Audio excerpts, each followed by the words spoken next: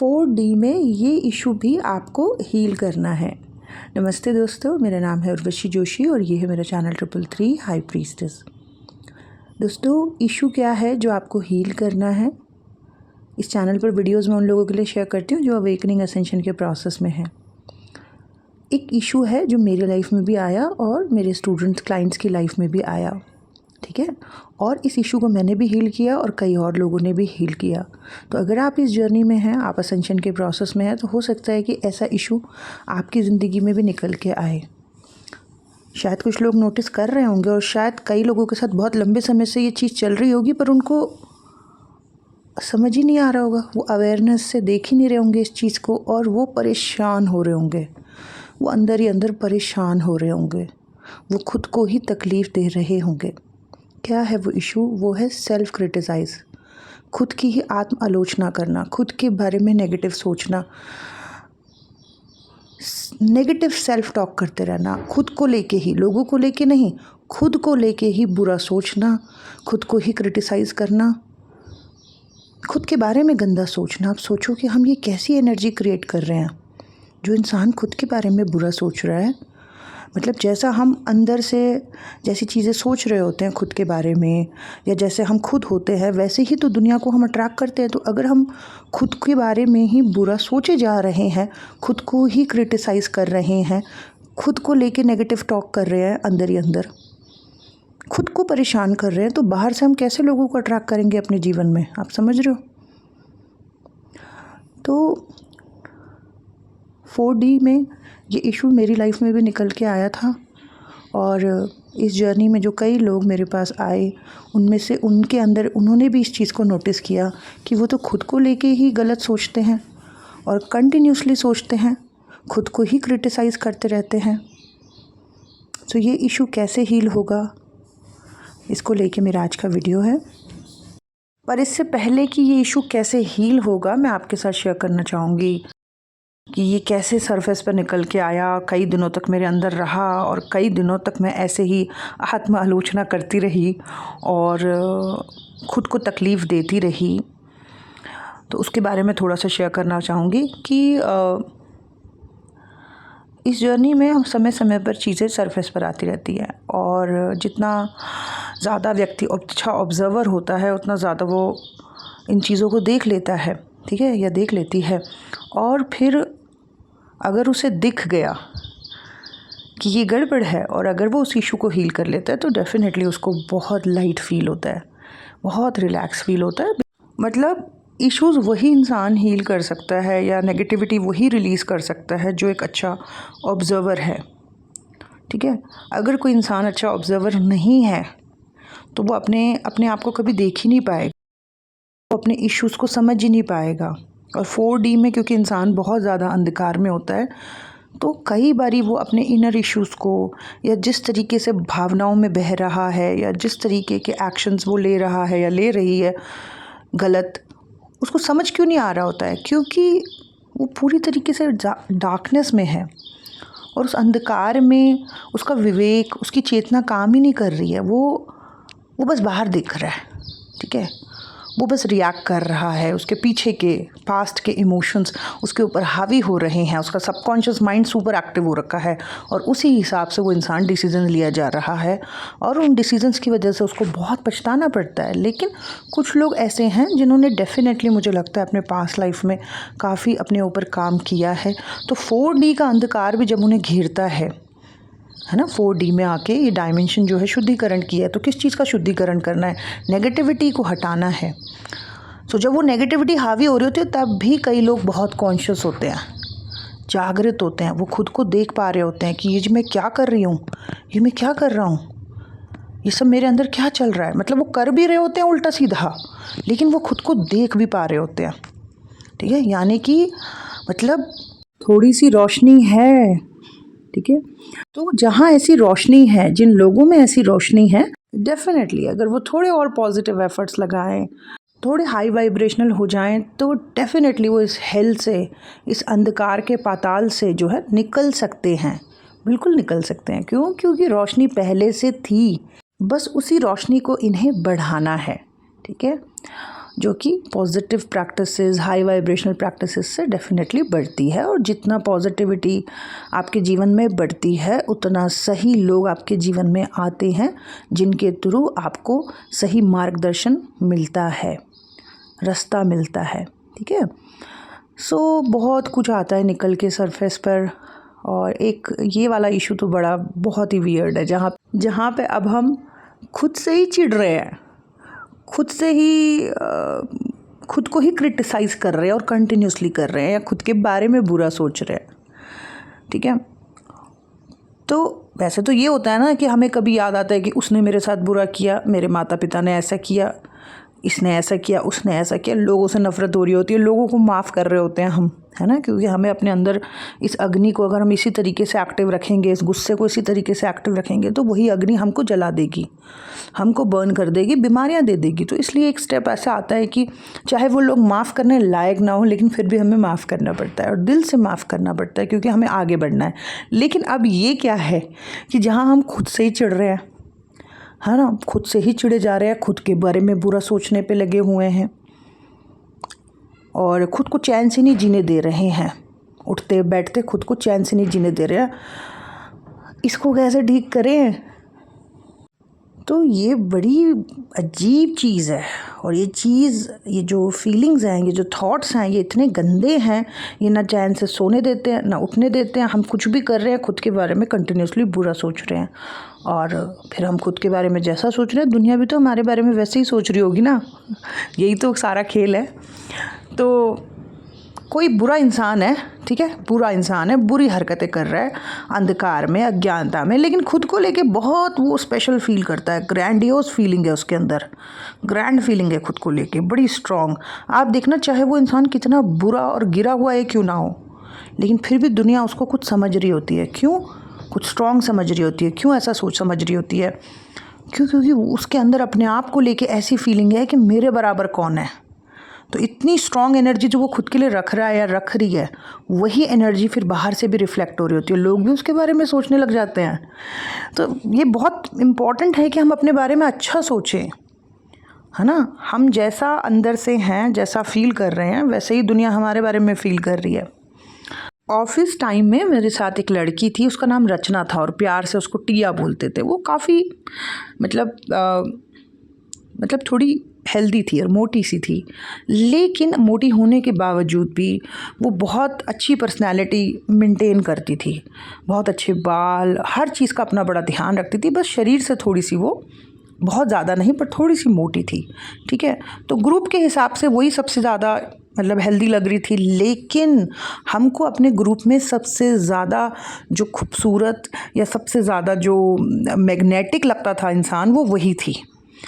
क्योंकि चाहे वो उसका शरीर कैसा भी हो रहा था उस वक्त, लेकिन वो अंदर से ऐसा फील करती थी, वो अंदर से खुद के लिए ऐसा फील करती थी कि मैं हीरोइन हूँ, मेरे बराबर कोई नहीं है। और जैसा वो खुद के लिए फ़ील करती थी, वैसा ही ऑटोमेटिकली हम सब लोग उसके लिए फ़ील करते थे कि इसके जैसा सचमुच में कोई नहीं है, ये स्टार है इस ग्रुप की, ये हीरोइन है हमारे ग्रुप की।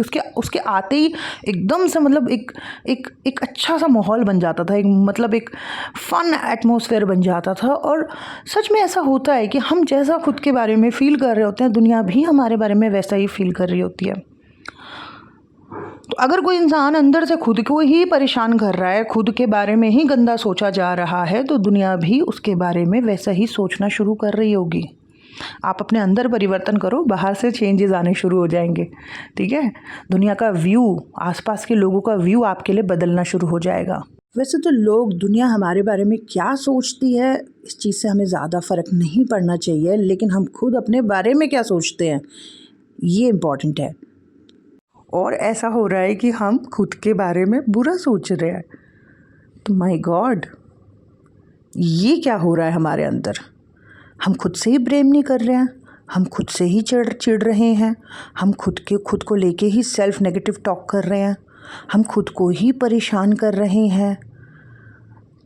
ये क्या ड्रामा चल रहा है? और ये ड्रामा सच में कई लोगों के अंदर चल रहा होता है। मेरे अंदर भी कुछ टाइम चला, और बहुत मुझे उस टाइम पे 10-15 दिन 20 दिन बड़ी तकलीफ़ हुई। लेकिन फिर मैंने ऑब्ज़र्व किया, ये क्या नाटक है, ये क्या चल रहा है भाई। और फिर मैंने शांति से एक दिन बैठ के समझने की कोशिश करी, वो जो मैं अपने बारे में जो गलत सोच रही थी या जो मेरे अंदर नेगेटिव सेल्फ टॉक चल रही थी, उन चीज़ों को मैंने देखा कि किन चीज़ों को लेके चल रही है मेरे अंदर। और फिर मैंने और ढंग से ऑब्ज़र्व किया तो मैंने देखा कि ये तो मेरी वॉइस, ये तो मेरी आवाज़ है ही नहीं जो मेरे अंदर चल रही है, जिसको लेके मैं परेशान हो रही हूँ, खुद को इतना तकलीफ़ दे रही हूँ, ना चैन से सो पा रही हूँ, ना उठ पा रही हूँ। ये जो मेरे खुद को लेके जो ओपिनियंस हो रहे हैं, ये तो मेरी आवाज़ है ही नहीं, ये तो कोई और लोगों की आवाज़ है, ये तो किसी और की आवाज़ है जो मेरे अंदर बैठी हुई है और मेरे अंदर चल रही है, और मैं सोच रही हूँ कि ये मेरी वॉइस है। और फिर इस इशू को जब मैंने देख लिया और उसके बाद जब मैंने इसे हील किया, इस इशू को हील किया, तो अगले दिन से मैंने देखा कि ये नेगेटिव सेल्फ टॉक होनी बंद हो गई, या जो मैं खुद को लेके जो खुद को सेल्फ क्रिटिसाइज़ कर रही थी, खुद को परेशान कर रही थी, वो होना बंद हो गया। क्यों? क्योंकि मैंने बैठ के अच्छे से ऑब्ज़र्व किया कि ये है क्या। और जब ऑब्ज़र्व हुआ तो पता चला कि ये तो मेरी वॉइस थी ही नहीं, ये तो किसी और की थी। और मैं बताती हूँ आपको कि ये कहाँ से थी, कहाँ से लिंक हो रही थी, कहाँ से आ रही थी। बेसिकली जब मैं शादी करके अपने ससुराल में आई तो मैं कुछ भी कर रही हूँ तो मेरे में बहुत खामियां निकाली जाती थी। जैसे मैं अगर खाना भी बना रही हूँ, या मैंने शादी से पहले इतना खाना बनाया ही नहीं था, क्योंकि मैं कॉलेज के टाइम से पार्ट टाइम जॉब कर रही थी। और उसके बाद 2007 में मेरी जो है जॉब लग गई थी नोएडा में। सो कैब आती थी 7 बजे, और रात को भी मैं 7, साढ़े 7 बजे, 8 बजे तक घर वापस आती। मेरे को टाइम ही नहीं मिला कभी खाना बनाने का या ये घर की सफाई करने का। तो जब मैं शादी करके आई तो मुझे इतना परफेक्ट होके आता ही नहीं था, लेकिन फिर भी जो है जितना आता था मैं करती थी। मतलब मैं खाना बनाती थी, और तो वो उसमें खामियां निकालते थे बहुत ज़्यादा। मैं कपड़े सुखाती थी, फिर मैं कपड़े जैसे निकाल के लेके आती थी तो वो मेरे को डांटते थे कि ये तो अभी गीले हो रखे हैं, उठा के ले आई तुम। और फिर मैं जैसे झाड़ू पोछा मार रही हूँ तो वो फिर से करे कराए काम के ऊपर फिर से काम करने लगते थे। मैं बर्तन मांज रही हूँ तो वो फिर धुले हुए बर्तनों को फिर से धोते थे, और ऐसा रोज़ चलता था। चाय बनाती थी तो उसके लिए भी बोलते थे कि इसमें ये कम है, कच्ची है, चीनी ज़्यादा डाल दी, चीनी कम कर दी, मतलब। और इसके अलावा भी और बहुत सारी चीज़ों के लिए मतलब बहुत कुछ रहा उस वक्त। और मैं बिल्कुल चुप रह के सब कुछ शांति से बिल्कुल मतलब मुंडी जैसे नीचे करके अपना चीज़ें हैंडल करती रही। मुझे बिल्कुल भी ऐसे मतलब बदतमीज़ी नहीं करनी थी, या मुंह नहीं चिढ़ाना था या सड़ाना था, ऐसा नहीं करना था। क्योंकि मेरे को ऐसा लग रहा था कि जैसे मुझे नए माँ बाप मिले हैं, मेरे सास ससुर के फॉर्म में मुझे नए माता पिता मिल गए हैं। और वैसे ही मुझे अपने फादर से तो बड़ा ही प्यार था, तो उनकी डेथ हो गई तो मैं अपने ससुर जी में ही अपने पिता को देख रही थी। लेकिन ये चल रहा था। और फिर क्या होता था कि जो मेरी सिस्टर इन लॉज थे उनमें भी 3 थे नंदे, उनमें से भी वो लोग बहुत आते थे। और वो लोग भी जो है कई चीज़ों पे मेरे हंसना और मजाक बना देना या सुना देना मुझे, या फिर मेरे को, हाँ, जो मेरे से जो बड़ी जेठानी है वो गांव से थी और उनको कई काम आते थे। पहले वो गांव में ही रहती थी, फिर वो कहीं देहरादून साइड में मतलब शिफ्ट हो गई थी उनकी फैमिली, तो उसको गांव के सारे काम आते थे। तो बार बार मेरे को उसके साथ कंपेयर करना, बार बार उसकी अच्छी अच्छी चीज़ों को बताना और मुझे उसके साथ कंपेयर करना। मतलब कभी उन्होंने मेरे पोटेंशियल को देखा ही नहीं कि मैं पढ़ी लिखी हूँ, मुझे ज़रूरत ही नहीं है इस झाड़ू पोछा और इन सब चीज़ों की, या मैं कितना अच्छा कर सकती हूँ जो कि मैं कर रही हूँ इतने सालों से। मेरी प्रतिभा को समझा ही नहीं, सिर्फ मुझे क्रिटिसाइज़ किया, या फिर जो है मेरा मजाक उड़ाया। तो हालांकि अब वो लोग बहुत मुझे अप्रिशिएट करते हैं। अब वो कभी बात करते हैं तो कहते हैं कि भाई तुम्हारे ऊपर तो देवी का बड़ा आशीर्वाद है, ये है वो है। अब एडमायर करते हैं, जब शायद मैं अपने आप को प्रूव कर चुकी हूँ। लेकिन उस वक्त जब मैं नई थी तब मुझे कंटिन्यूसली क्रिटिसाइज़ किया जा रहा है, मेरे को परेशान किया जा रहा है, या फिर जो है कंपेयर किया जा रहा है। और ये कंपैरिजन वाली बात जो थी ये करती थी मोस्टली मेरी नंदें। वो शादीशुदा थी, मैं घर की सबसे छोटी बहू, और ये सब चीज़ें सिर्फ ढाई महीने के अंदर हुई हैं। मैं सोचती हूँ कि 2.5 महीने में मैं मानसिक रूप से इतनी प्रताड़ित मैंने पीड़ित फील किया। जिन लोगों के साथ कंटिन्यूसली ऐसा होता होगा, उन पे क्या बीतती होगी, वो कितने ट्रॉमेटाइज्ड होंगे। क्योंकि मैंने तो सिर्फ 2.5 महीने एक्सपीरियंस किया, उसके बाद मैं यहाँ आ गई, वापस बैंगलोर आ गई। और उसके बाद में फिर जब प्रेगनेंसी की हालत में फिर गई, तब फिर वो खेल फिर शुरू हो गया था। 7th मंथ की जब मैं प्रेग्नेंट थी तब मैं गई, तो वो खेल फिर से शुरू हो गया था। मतलब वही क्रिटिसिज्म, वही जैसे मेरे को कंपेयर करना, किसके साथ कंपेयर करना, मेरी जेठानी के साथ, क्योंकि वो गांव से थी और गांव के लोग वैसे भी बहुत एक्टिव होते हैं, है ना, और बहुत उनको चलना फिरना, कई काम उनको आते हैं, तो वो ऐसी एक्टिव थी। तो हमेशा मुझे उससे कंपेयर करना, उसके उदाहरण देते रहना कि वो तो ये खाना बना लेती है, वो तो वो खाना बना लेती है, वो तो ऐसे सफाई कर देती है, वो तो ऐसे हमारे लिए ये करती है। और 2-2.5 महीने जो है मुझे पता नहीं परेशान करके रख दिया। एक बच्चा जो 21-22 साल का है, वो शादी करके आया है, वो चाहता है कि मुझे एक्सेप्ट किया जाए या मुझे सपोर्ट किया जाए, है ना, और उल्टा हो रहा है। वो अपनी तरफ से जितना भी कर पा रहा है, हर चीज़ के लिए उसको क्रिटिसाइज़ किया जा रहा है, या उसको गुस्सा दिखाया जा रहा है, या फिर घर में जो नंदे आ रही हैं वो उसको कंपेयर कर रही हैं, उसको जज कर रही हैं। तो ऐसे में मैंने सिर्फ 2.5 महीने काटे, और उसी में मेरे को इतना पीड़ित कर दिया मानसिक लेवल पे कि पूछो मत। और उसके बाद जब मैं बैंगलोर आई तो उसकी भी एक अलग कहानी है कि जब मैं इन सब चीज़ों से निकल के बैंगलोर आई तो तब मेरी क्या स्थिति हुई या क्या अवस्था हुई, वो मैं किसी और दिन आपके साथ दूसरे वीडियो में शेयर करूँगी।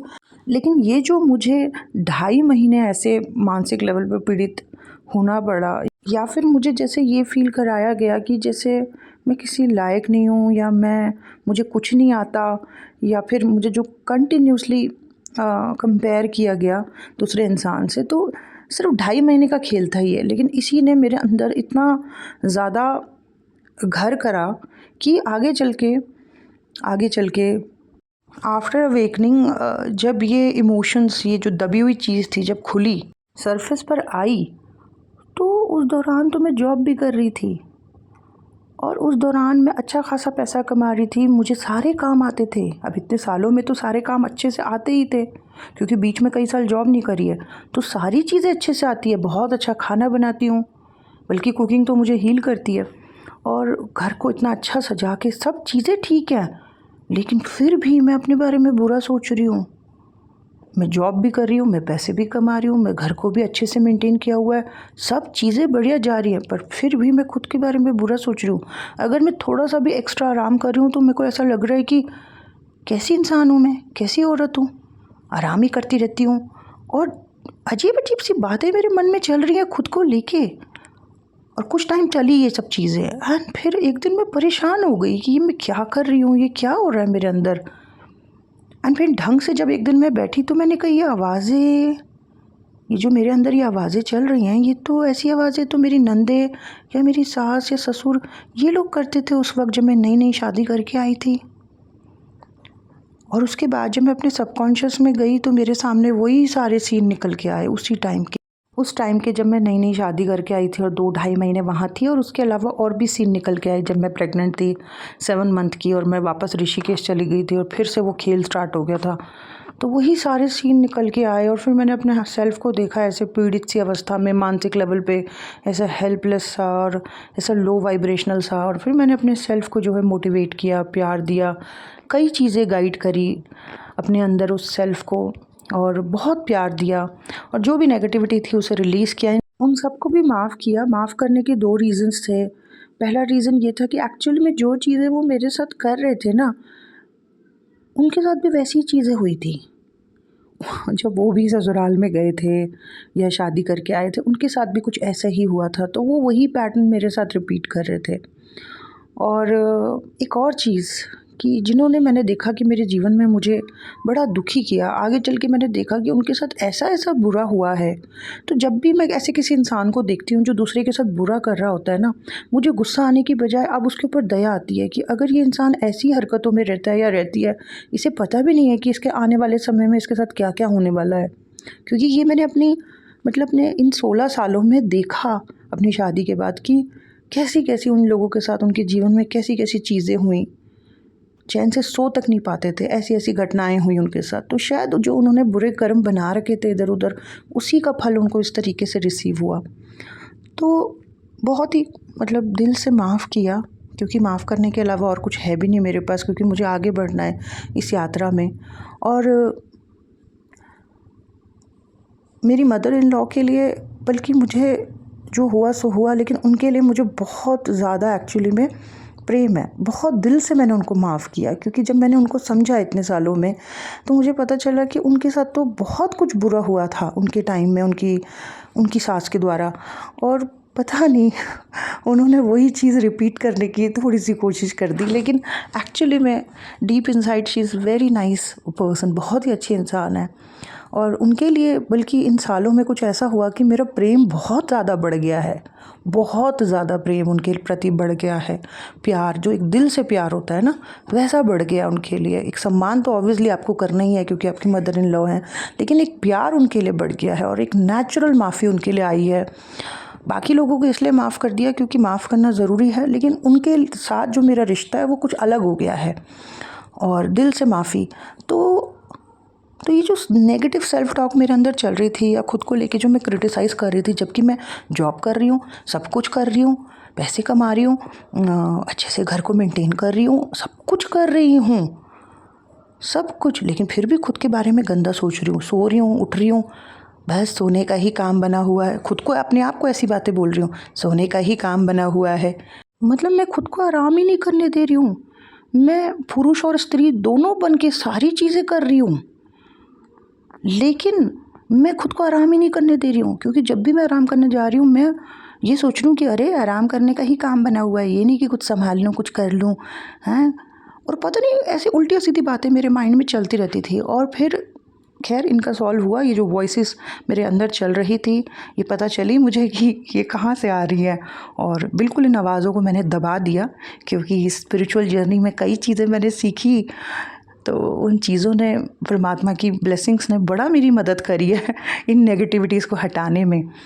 तो मेरे अंदर ये वॉइसेस तो बंद हो गई, लेकिन अगर आप में से किसी के अंदर ऐसी आवाज़ें चलती है, या आप खुद को ही परेशान कर रहे हो, तो ज़रा ढंग से ऑब्ज़र्व करो, क्या ये आप सच में खुद को ही बोल रहे हो, या फिर कभी किसी ने आपको इतना क्रिटिसाइज़ किया था, आपके बारे में गलत सोचा था, और अब वो वॉइसेस फिर से एक्टिव होकर आपको रात दिन परेशान कर रही हैं। ढंग से ऑब्ज़र्व करो और इन चीज़ों को, इस आवाज़ों को बंद करो। कर सकते हो आप बंद, खुद से भी कर सकते हो, लेकिन अगर खुद से नहीं कर पा रहे हो तो किसी सही इंसान की या एक्सपर्ट की हेल्प लो और इन वॉइसेस को बंद करो, ठीक है। और अपने बारे में अच्छा सोचो, जैसा आप अपने बारे में सोचोगे वैसा ही बाहर से जो है लोग आपके बारे में सोचेंगे, ठीक है। सो दैट्स इट दोस्तों, धन्यवाद, bye bye, God bless you all.